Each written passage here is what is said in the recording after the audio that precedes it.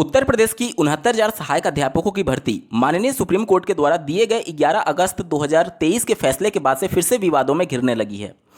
एक तो 69,000 सहायक अध्यापकों की भर्ती पहले से खिचड़ी बनी हुई है, जैसा कि आपको ज्ञात होगा। ऑनरेबल कोर्ट के द्वारा, मैं हाई कोर्ट की बात कर रहा हूं, ऑनरेबल कोर्ट के द्वारा पूरी भर्ती प्रक्रिया को रिविजिट करने के आदेश दिए गए थे 3 महीने में। साथ ही साथ एक नई लिस्ट बनाने की बात कही गई थी, यानी रिविजिट करके जो आरक्षण घोटाला था, जिसके वजह से जो 4th लिस्ट जारी की गई थी 6800 अभ्यर्थियों की, वो तो पहले ही रिजेक्ट कर दिया गया है, ठीक है। और रिविजिट करने के आदेश दिए गए हैं, और जो नए कैंडिडेट इसमें आएंगे उनको नियुक्ति पत्र मिलने की बात कही गई थी। और जो गलत तरीके से मतलब कि लिस्ट में नहीं आएंगे, अब उनको बाहर नहीं किया जाएगा, बल्कि उनको पॉलिसी बना करके उनको सिस्टम में रखा जाएगा, ये कहा था ऑनरेबल कोर्ट के द्वारा, ठीक है।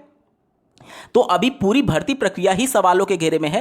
अभी ये सब मामले अभी माननीय कोर्ट में चल रहे हैं। इसके बावजूद जो ऑनरेबल सुप्रीम कोर्ट ने फैसला दिया है वो इसको और ज़्यादा प्रभावित करने वाला है।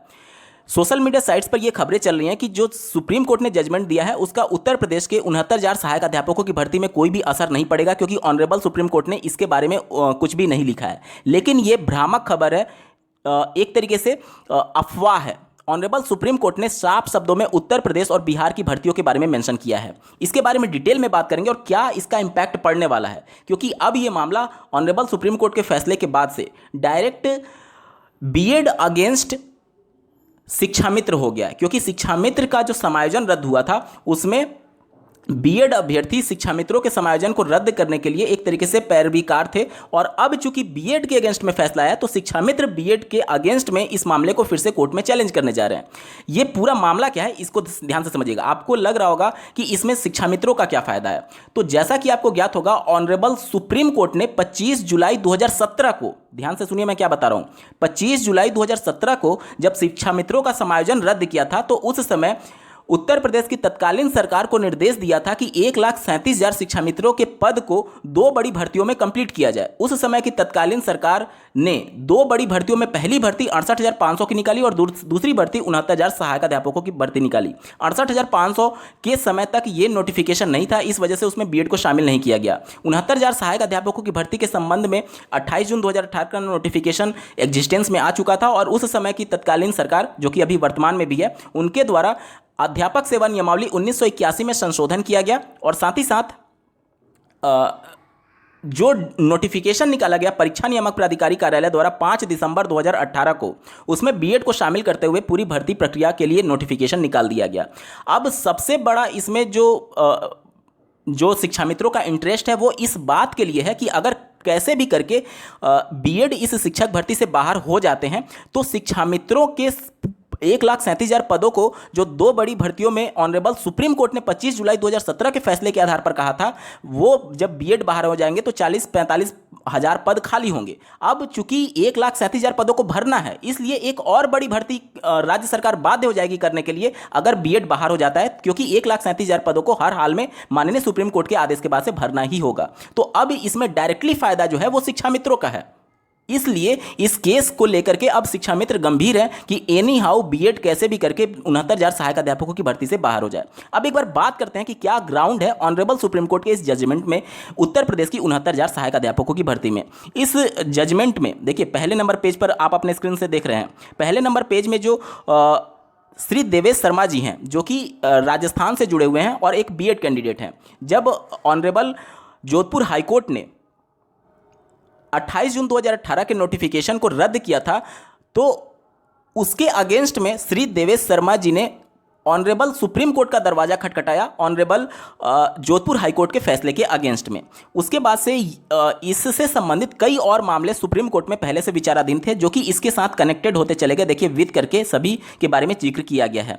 और इससे पहले अन्य राज्यों में जो भर्तियों के लिए नोटिफिकेशन निकाले गए थे, और जिसमें 28 जून 2018 के नोटिफिकेशन को चैलेंज किया गया था और भर्तियों को चैलेंज किया गया था, उसके बारे में भी यहाँ पर विद करके लिखा गया है। इसमें पहला वाला जो है 137 ऑफ 2022, ये बिहार से संबंधित भर्ती का है, और दूसरा वाला जो आप देख रहे हैं 881 ऑफ 2022 रिट पिटीशन सिविल, ये उत्तर प्रदेश की 69,000 सहायक अध्यापकों की भर्ती का है। कैसे, आगे आपको दिखाएगा, मैं बता रहा हूं कैसे। देखिए ध्यान से, जब आप इस कोर्ट ऑर्डर के पेज नंबर 5 पर आप जाएंगे, पेज नंबर 5 पर जो 5वां पॉइंट दिया गया है वो बहुत महत्वपूर्ण है। देखिए, out of 3 writ petition before us two writ petition WP number 137 ऑफ 2022 एंड 881 ऑफ 2022 are challenging the notification date 28/6/2018। मैंने आपको क्या बताया कि 881 वाला जो केस है वो 69,000 से जुड़ा हुआ है, जिसमें डीएलएड अभ्यर्थी बीएड की पात्रता को 28 जून 2018 के नोटिफिकेशन के आधार पर चैलेंज कर रहे थे कि ये एनसीटी का गाइडलाइन जो है, नोटिफिकेशन जो है वो पूरी तरीके से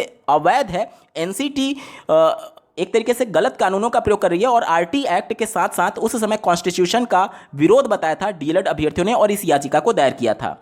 अब इस याचिका में उस समय जब 69,000 शिक्षकों की भर्ती जारी की गई थी तो क्या प्रेयर किया गया था, यह जानना आपके लिए बेहद जरूरी है, क्योंकि माननीय सुप्रीम कोर्ट ने इस पूरे फैसले में इसके बाद जो कहा है वो बहुत महत्वपूर्ण है। 69,000 सहायक अध्यापकों की भर्ती में 881 ऑफ 2022 वाला जो मामला है उसके लिए क्या क्या प्रेयर किए गए हैं आप स्क्रीन पर देख पा रहे होंगे।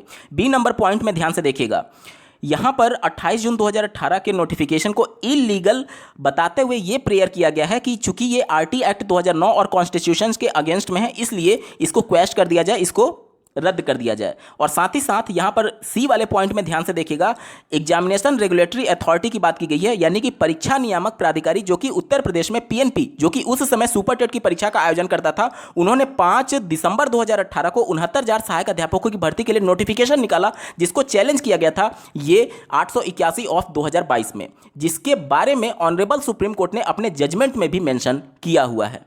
अब 69,000 सहायक अध्यापकों की भर्ती इस पूरे कोर्ट ऑर्डर से कैसे प्रभावित होगी, इसके बारे में समझने के लिए आपको 37वां नंबर पॉइंट देखना होगा। देखिए यहां पर जब ऑनरेबल सुप्रीम कोर्ट ने अपने पूरे जजमेंट को कंक्लूड किया है तो साफ शब्दों में यह कहा है कि माननीय जोधपुर हाईकोर्ट का जो 25 नवंबर 2021 का फैसला है वो बहाल किया जाता है और साथ ही साथ 28 जून 2018 का जो एनसीटी का गजट नोटिफिकेशन है उसको क्वैश किया जाता है, यानी उसको रद्द कर दिया जाता है। और सेकेंड लास्ट लाइन बहुत महत्वपूर्ण है, ध्यान से पढ़िएगा, the writ petition and all pending application stand disposed of in light of the above order.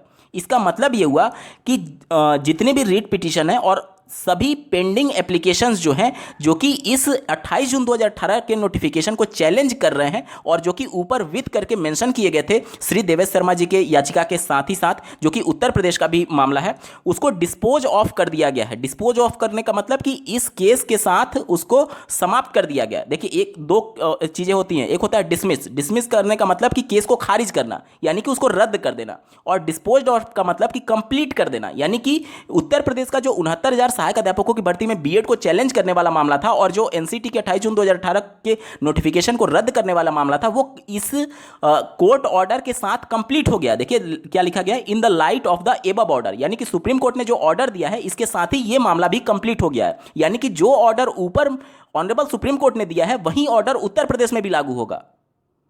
अब मुझे लगता है कि चीजें आपको क्लियर आउट हो चुकी होंगी कि उत्तर प्रदेश का 69,000 सहायक अध्यापक भर्ती भी इससे अछूता नहीं है। अब क्या प्रभाव पड़ेगा इसके बारे में एक बार बात कर लेते हैं। देखिए जैसा कि आप जानते हैं कि पहले की कई भर्तियां ऐसी हैं जिसमें जो एक बार किसी भी कारणवश अगर गलती से या फिर कैसे भी अगर चयनित हो जाते हैं तो उनको सिस्टम से निकालना बहुत मुश्किल होता है। इसी वजह से आपने देखा होगा जो रिविजिट के ऑनरेबल हाईकोर्ट के द्वारा आदेश दिए गए हैं उसमें भी जो पहले से गलत तरीके से चयनित हुए हैं उनको निकालने के लिए आदेश नहीं दिया गया, बल्कि पॉलिसी बना करके उनको सिस्टम में रखने का आदेश दिया गया है।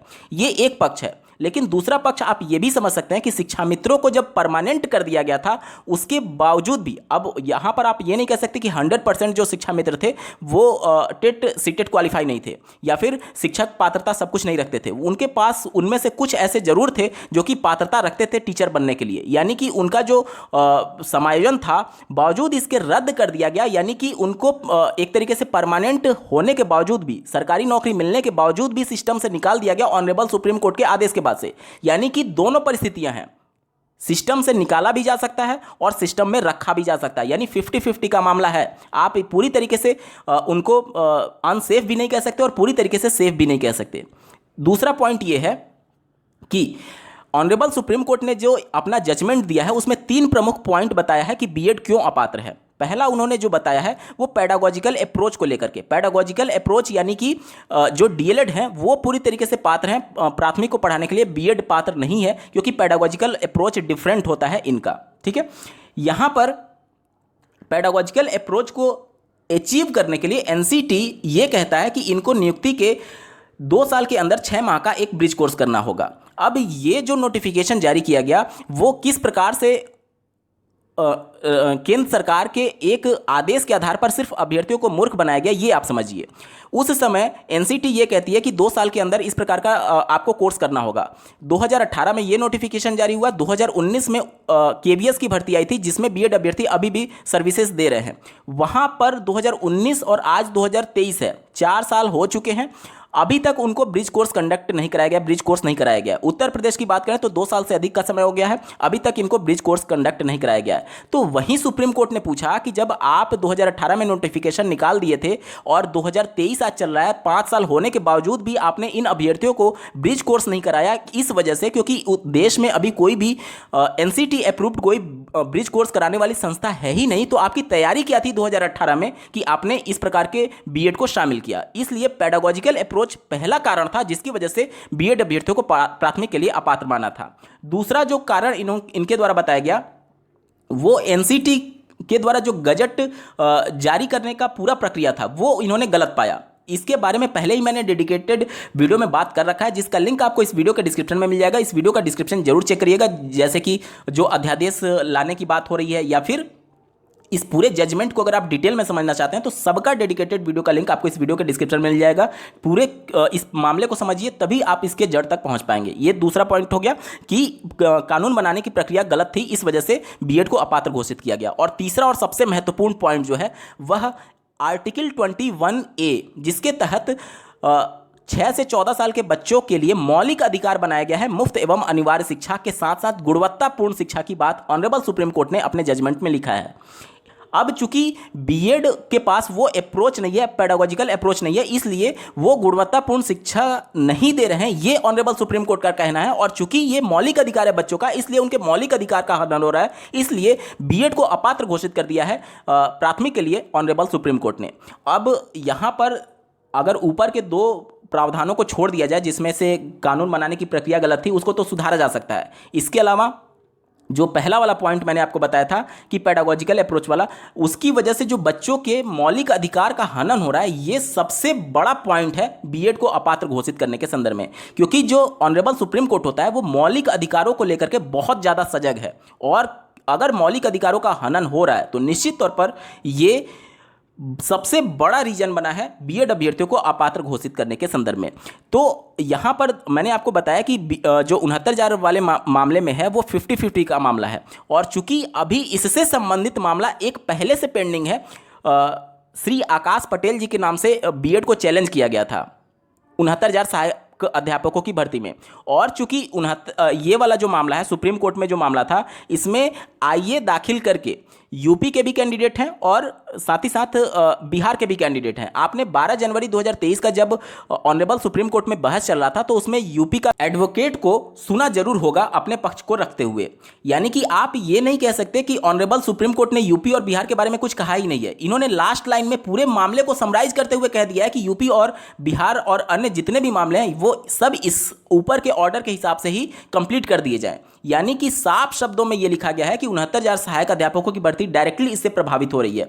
अब चूंकि शिक्षा मित्रों के मामले में ऑनरेबल सुप्रीम कोर्ट ने पहले ही कहा है कि 1,37,000 पदों को राज्य सरकार को भरना ही होगा, जो कि राज्य सरकार कंप्लीट दिखा चुकी है। लेकिन अब चूंकि शिक्षा मित्र फिर से हावी होने जा रहे हैं, ऑनरेबल कोर्ट का दरवाजा खटखटाने जा रहे हैं कि चूंकि बीएड अपात्र घोषित कर दिया गया है, इसलिए 69,000 में से 40-45,000 जो भी बीएड हैं उनको बाहर करके जो 1,37,000 पदों में से पद बचते हैं उनको फिर से विज्ञापित किया जाए, जिसमें सिर्फ बीटीसी और शिक्षा मित्रों को मौका दिया जाए। अब ये पूरा मामला बीएड वर्सेज शिक्षा मित्र हो चुका है 69,000 सहायक अध्यापकों की भर्ती में।